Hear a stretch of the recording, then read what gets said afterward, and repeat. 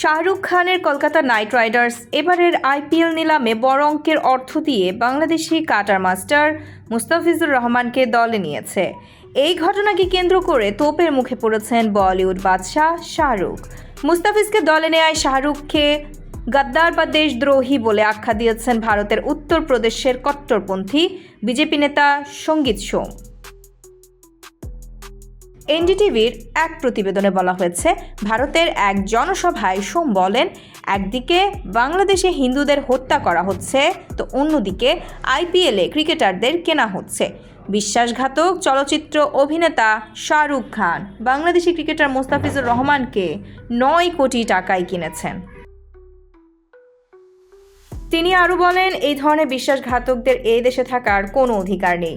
শাহরুখের উদ্দেশ্যে সঙ্গীত সোম আরও বলেন, এই দেশের মানুষ আপনাকে এই অবস্থানে পৌঁছাতে সাহায্য করেছে। যদি আপনি টাকা পান তাহলে আপনি এই দেশ থেকে পাবেন, কিন্তু আপনি দেশের সাথে বিশ্বাসঘাতকতা করেছেন।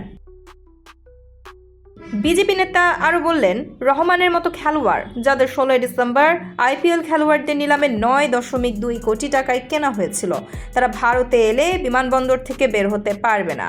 এদিকে কংগ্রেস নেতা সুরেন্দ্র রাজপুত বিজেপির সমালোচনা করে বলেছেন, এটি একটি বিশ্বাসঘাতক দল, তারা শাহরুখ খানকে শুধুমাত্র মুসলিম বলে আক্রমণ করছে।